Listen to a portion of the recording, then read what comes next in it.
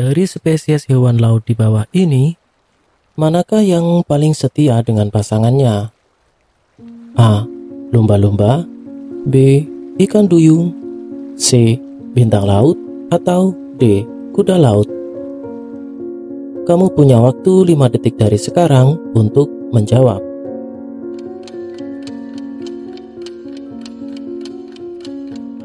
Oke, waktu telah habis. Bagi kamu yang menjawab A, jawabannya tidak benar, karena lumba-lumba bukanlah hewan monogami. Ikan duyung juga bukan merupakan jenis hewan monogami yang hanya setia dengan satu pasangan saja. Jadi jawaban B juga salah. Pilihan jawaban C tidak benar, karena bintang laut bisa berkembang biak tanpa perlu bersentuhan langsung antara jenis kelamin jantan dengan betinanya. Jadi jawaban yang benar adalah D, kuda laut.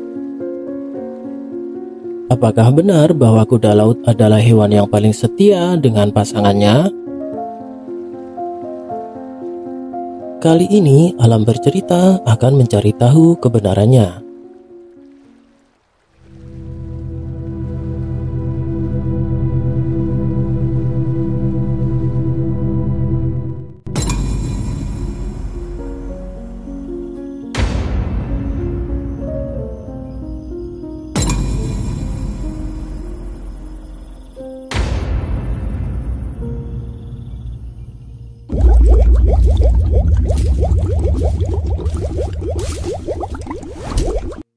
Kuda laut adalah jenis hewan laut mungil, penghuni perairan laut dangkal pada iklim tropis dan subtropis.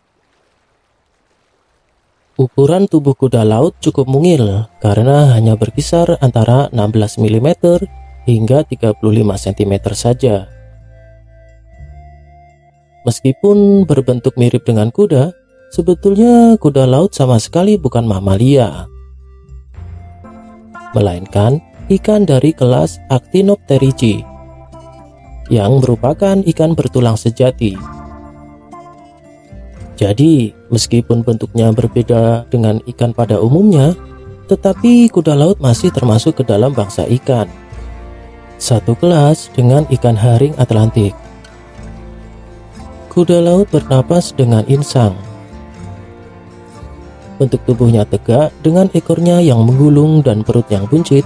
Gerakan kuda laut amatlah lambat. Kondisi tubuh tegak inilah yang membuat berenang kuda laut menjadi vertikal, bukan horizontal seperti ikan lainnya. Satu-satunya alat gerak yang dimiliki oleh kuda laut hanyalah sirip dorsal yang terletak pada punggungnya. Untuk bisa bertahan dari terpaan ombak, kuda laut biasanya menambatkan ekornya pada terumbu karang. Selain itu, terumbu karang juga berguna untuk perlindungan dan tempat kamuflase bagi kuda laut. Karena kuda laut bergerak sangat lamban, ia hanya berlindung sambil berkamuflase ketika ada predator.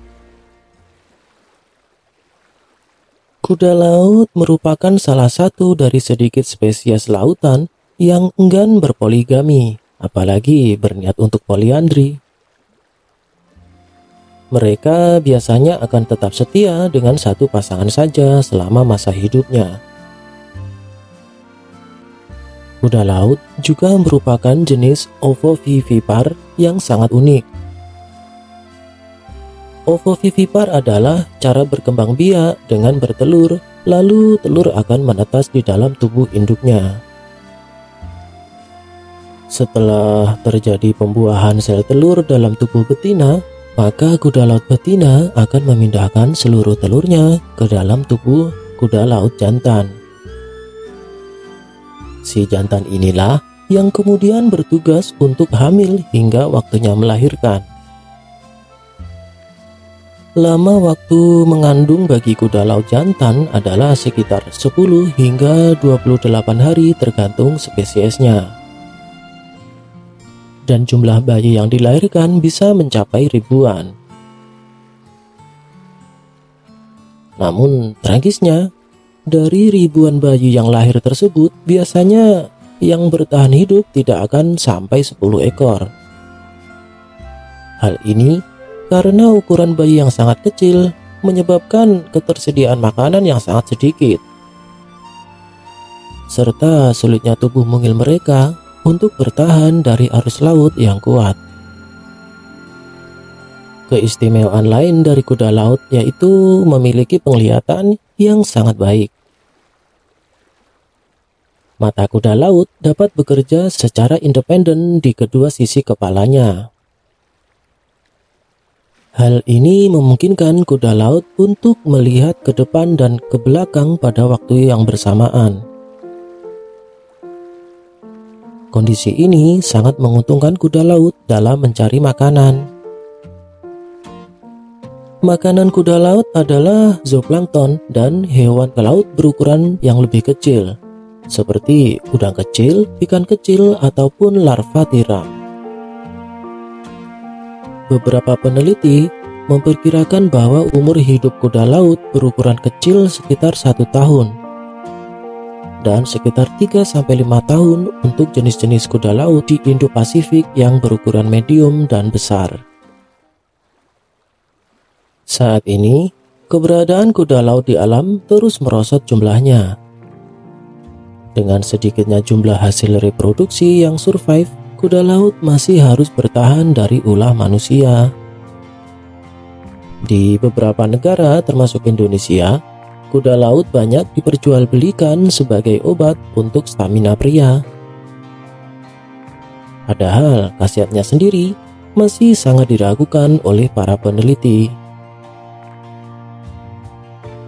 Kementerian Kelautan dan Perikanan Indonesia sendiri telah menetapkan kuda laut sebagai salah satu dari 9 spesies yang wajib dilindungi. Maka dari itu, tugas besar kita tidak hanya harus menjaga spesies kuda laut itu sendiri, tetapi juga sebisa mungkin untuk tidak merusak habitat terumbu karang sebagai rumah dan tempat hidup mereka.